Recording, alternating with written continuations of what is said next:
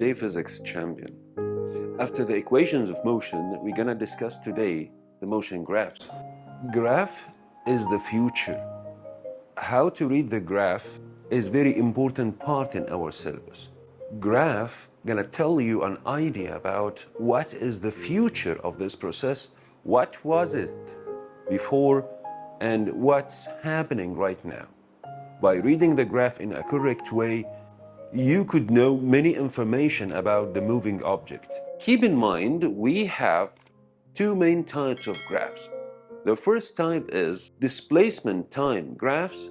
The second type is motion time graphs or velocity time graphs. In each different type, we have 7 main graphs could be in your exam. Let's draw them together, then we could comment about each one. Before we start, if you missed the equations of motion class, please see it right now, before this class. Let's do it. As I said, the motion graphs could be divided into two main types: displacement time graphs and velocity time graphs. So displacement time graphs and velocity time graphs.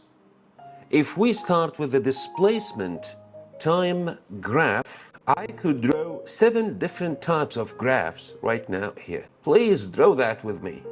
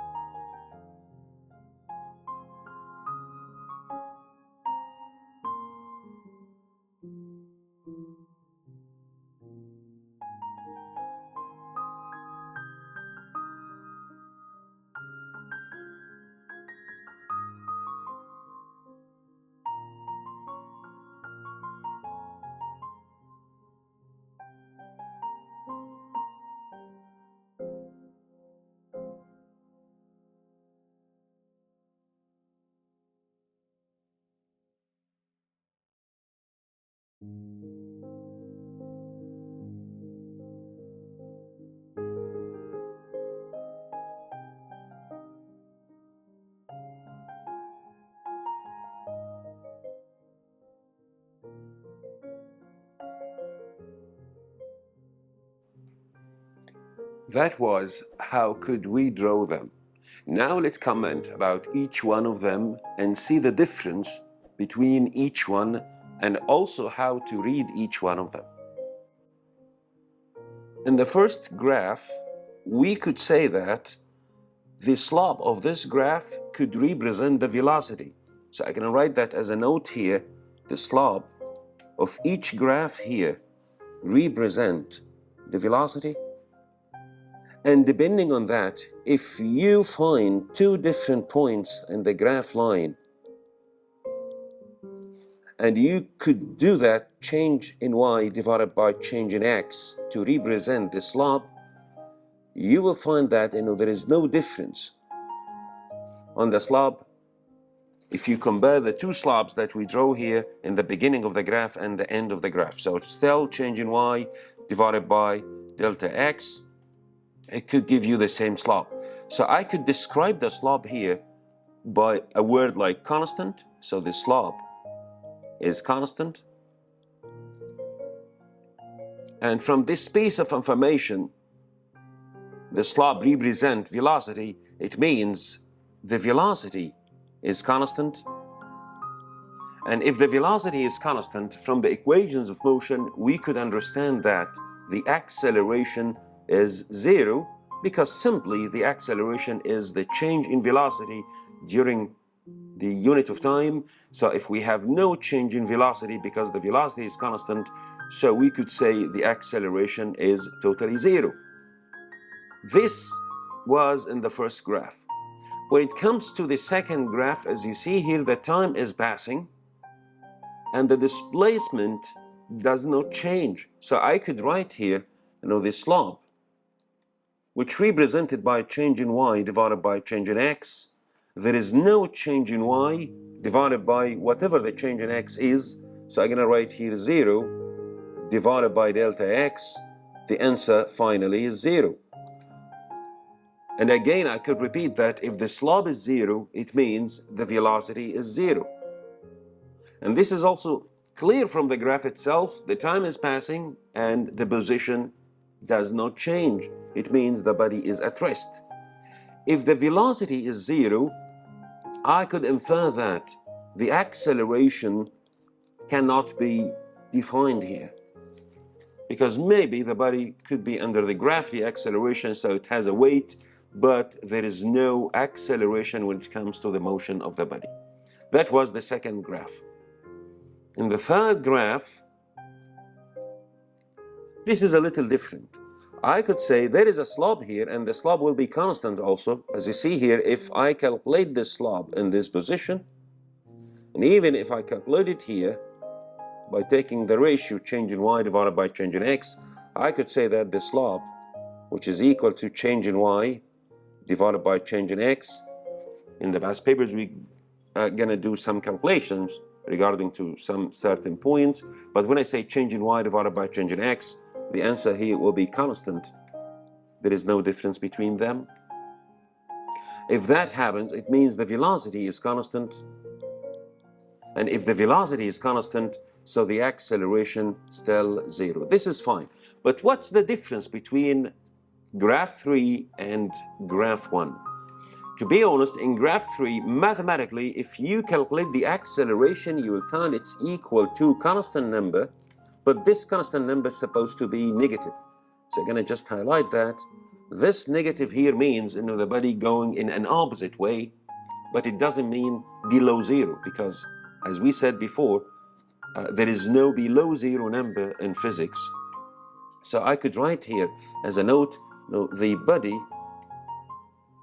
moving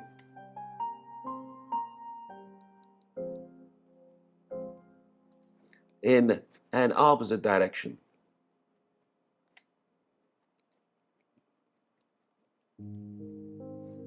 Right? And this is what's meant by this negative. You can just highlight that. This negative means just the direction of the motion. But when it comes to the fourth one, here we have different in acceleration or different in velocity. So we could expect acceleration in this case. Like I can draw tangent. The tangent, it's supposed to be a line, like that line, which touch point and graph. And this tangent, it could be represented by a line which make right angle with the radius of the circle that the graph part of. It is a line touch the circumference of the circle, and it makes right angle with the radius of that circle from that point. This is what's meant by tangent. And also, if I could draw this slope, 2 lines here, so I'm gonna calculate the slope in this point, and also I could calculate the slope in another point here. I find that they are different. So here I have 2 different slopes, or 2 different gradients, and as you see, by passing the time, the slope becomes less. So observe here, change in y divided by change in x, and little change in y divided by bigger change in x. So I'm expecting by passing the time, the slope get decreased. So I'm going to write that the slope is decreasing. This arrow down means decreasing, and depending on that, the velocity is decreasing. And if the velocity is decreasing, it means the acceleration is negative part. But actually, I cannot judge if the acceleration were constant or decreasing or increasing, unless if I do some analysis for the graph itself, which is out of your syllabus. But anyway, by reducing the velocity, it means the acceleration is negative, and this negative means the speed is going down. So I'm going to highlight that the acceleration is negative because the velocity is decreasing. Yes, this is what we meant by the negative acceleration. That was graph number 4. In graph number 5, the situation here is a little different, because if you take this point, for example, and draw the tangent passing through this point here, and another point later in time, so this is the tangent, this point, I hope the tangent will be clear enough, okay. Then if you calculate the slope, I mean change in y divided by change in x initially, and here again change in y divided by change in x, so this is delta y and this is delta x, same here, delta y, delta x, you will find that bypassing the time, the slope becomes more steeper. And if it becomes more steeper, it means the slope is increasing. I'm going to write that down here. The slope is increasing. It means the acceleration, it means the velocity is increasing. And if the velocity is increasing, it means we have an acceleration. It means the body is accelerating, or the speed of the body is increasing by passing the time. So the slope here, I mean the acceleration here will be positive. This positive because of the direction, not because of the direction of the velocity, it's because of the increasing in velocity. That's why I put these 2 red circles around them. In graph number 6, this is also a different idea. Like if you choose 2 points to draw the tangent, I'm going to choose this point initially when it comes to time. Yes. And another point, some point here.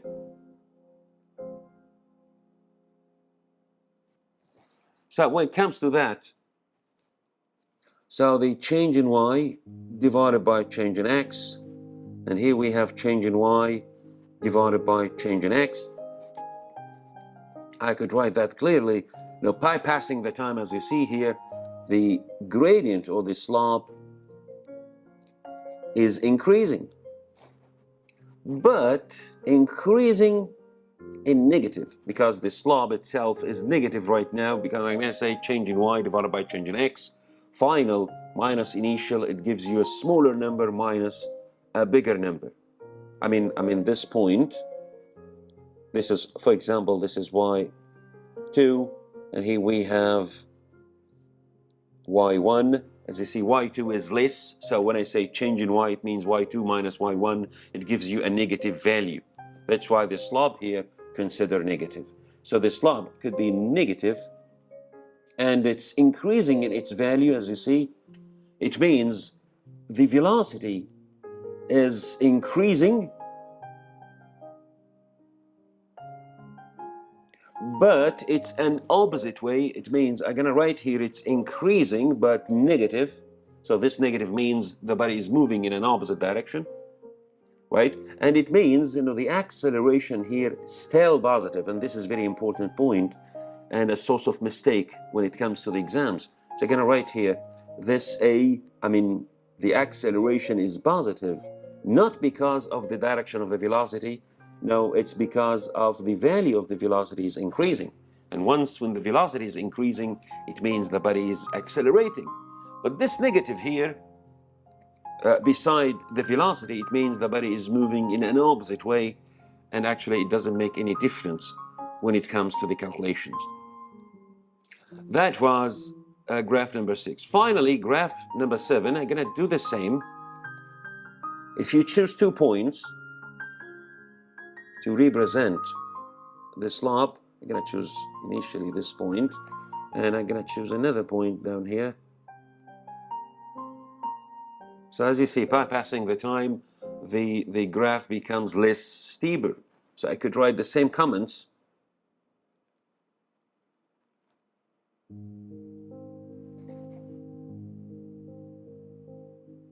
here.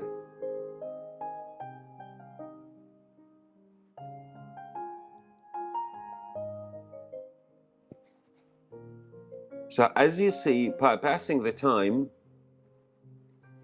the slope is decreasing, but it is negative. So the value, it becomes less stable, so the slope is decreasing, but it is negative because still y final less than y initial, as we mentioned in graph number 6. So the slope is negative decreasing, and it means the velocity is negative decreasing because this slope represents the velocity, and it means the acceleration is negative. But remember, the acceleration is negative because this arrow down, not because of the negative beside the velocity, because this negative beside the velocity, it means the body is going back. But that was graph number 7. By the end of the graphs, please draw them and draw the slope for each point and compare them in a table. It could help during the exams. Let's see the second type of graphs, which is the velocity time graph.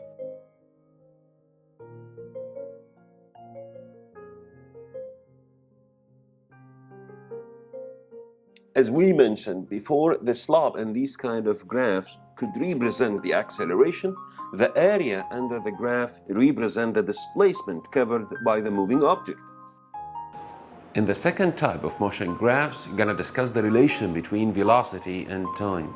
We will understand how to read the graph, how to find some variables, and how to do some calculations when it comes to the slope of the graph and the area under the graph. Let's do it.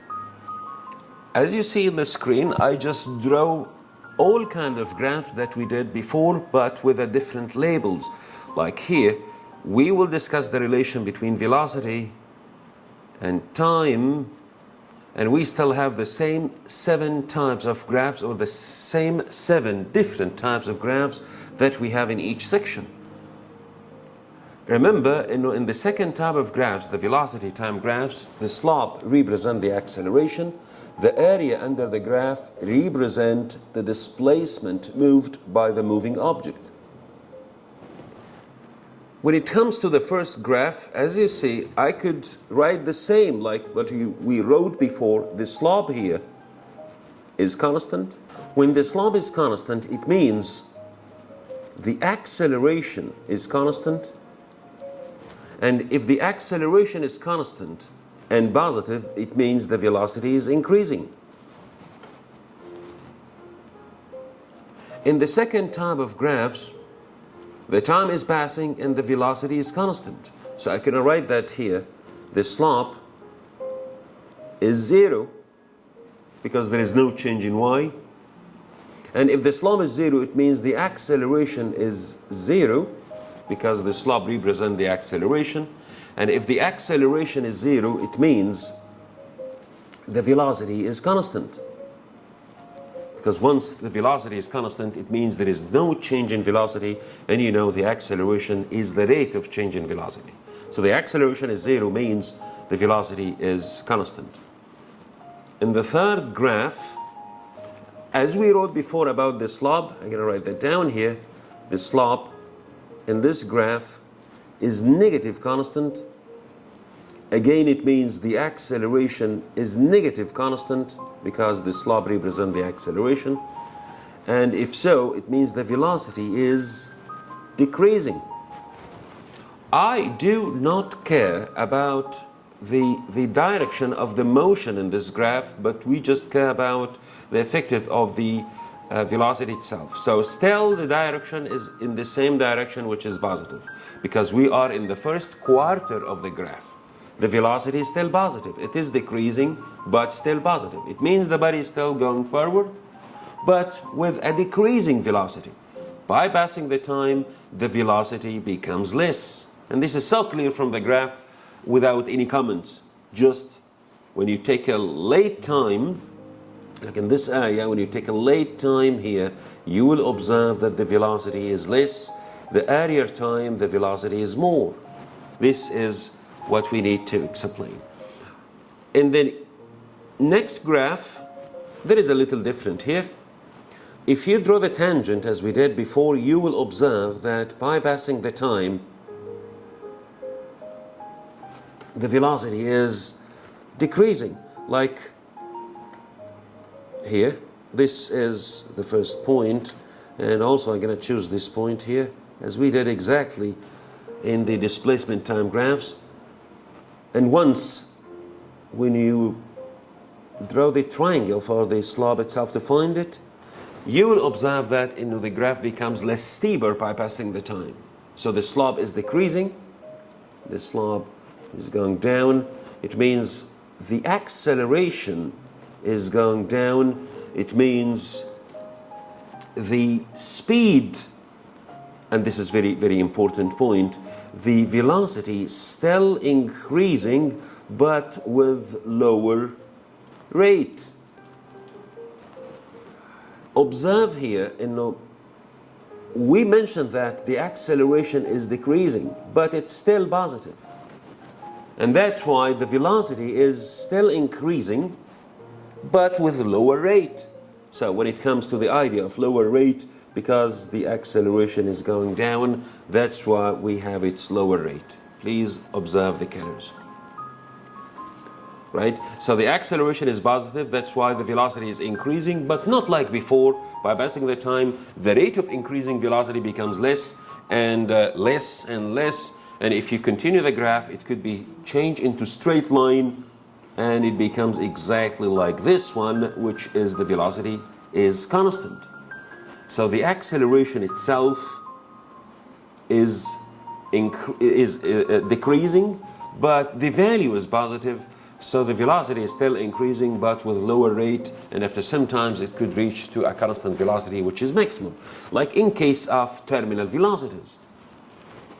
In this graph,